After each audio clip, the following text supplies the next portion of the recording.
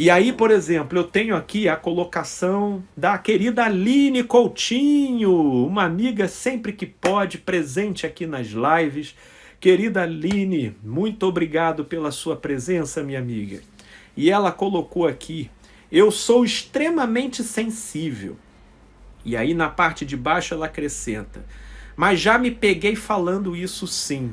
Não fria, mas menos sensível e emotiva. Pois é, Aline. Esse é o X da questão, porque no final das contas, né, a gente coloca fogo na floresta e depois espragueja o fogo porque ele é quente. Esse fogo não poderia queimar menos? Não, mas a gente tem que rever a coisa numa outra direção, né? Numa outra direção. E eu posso dizer para você, querida Aline, tanto quanto, até porque o que a Aline aqui colocou perfaz o caso de tanta gente. A sua sensibilidade não é o seu problema, é justamente a sua riqueza. Esse é um capital que dinheiro algum nesse mundo pode pagar. Só que, assim como a gente não consegue pressupor 10 bilhões de dólares nas mãos de uma criança, a gente também não pode pressupor um potencial imenso sem que a consciência não se desenvolva para dele desfrutar da melhor maneira possível. Portanto, aquilo que se torna necessário para que a gente possa melhor lidar com a nossa realidade anímica, muitas vezes não é a amputação, mas é o aprimoramento daquilo que hoje é chamado de inteligência emocional, mas isso não é dado, isso é desenvolvido. Olha, eu digo para vocês que um dos maiores galopes de amadurecimento que eu tive foi quando eu me conscientizei da intensidade emocional que eu carrego.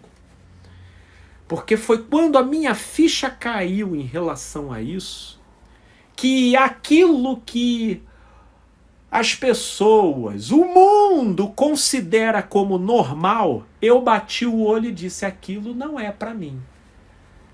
Né?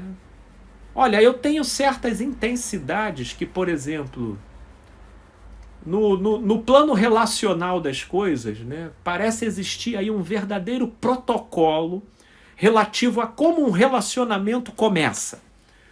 Então você tem que começar sem dar nome aos bois, você tem que começar de leve, entendeu? Sem falar, a gente está primeiro saindo e sem compromisso para ir, sem compromisso para cá. Ninguém posta foto nenhuma em rede social, não posso nem mencionar isso para a família, porque se eu disser para o outro que eu já citei ele para minha família, eu estou pressionando ele. Então, não pode.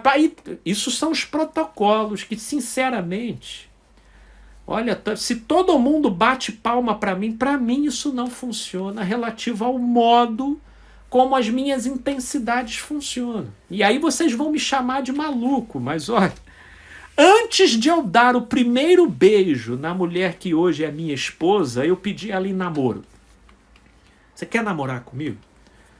E como, né, isso nunca tinha acontecido com ela, de um cara, né, tudo bem que não era a primeira vez que a gente estava saindo, embora foi a primeira vez nesse sentido afetivo. A gente já tinha tido conversas, nós já tínhamos tido encontros entre amigos, já tínhamos tido algumas trocas, né, de bate-papo. Mas no primeiro encontro romântico, eu já pedi ela em namoro. Isso, com certeza, com ela nunca tinha acontecido, tanto que ela começou a rir, mas graças ao bom Deus aceitou, né? E por que que isso é um ponto fora da curva? E por que que eu fiz isso?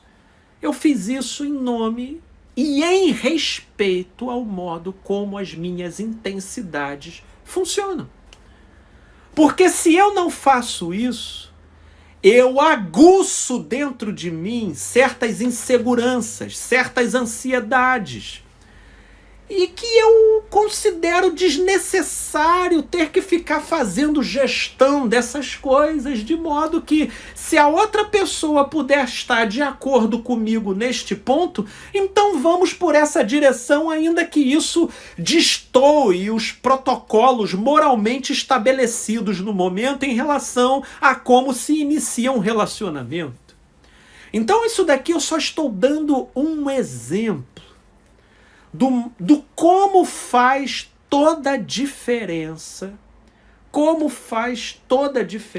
você ter consciência de como funciona as suas intensidades. Mas geralmente o que a gente faz? A gente sabe que é sensível, a gente sabe que é intenso, a gente já teve histórico de ciúmes incontroláveis, mas com quem que a gente vai se enamorar? É com o mulherengo não resolvido, garanhão, e que você encontrou no Tinder. Aí eu fico falando, né? É a pessoa chegar no hospital com queimadura de 3º grau e ainda segurando um maçarico aceso na mão. Mas meu filho, como é que eu vou cuidar de você se você não larga esse maçarico, meu Deus do céu?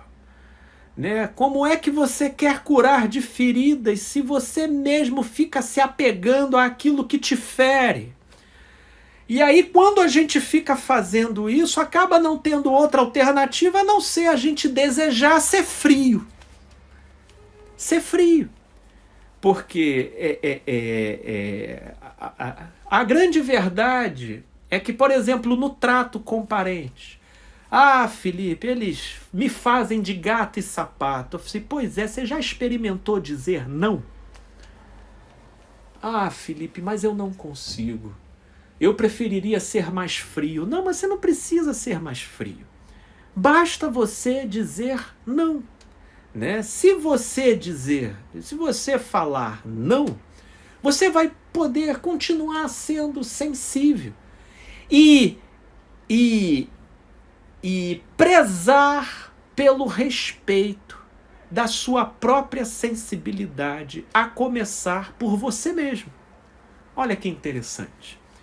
Dizer não é uma arte extraordinária na direção de preservar a sua sensibilidade. Né? Eu pedi muito essa graça a Papai do Céu, sem que isso não me furtasse da misericórdia.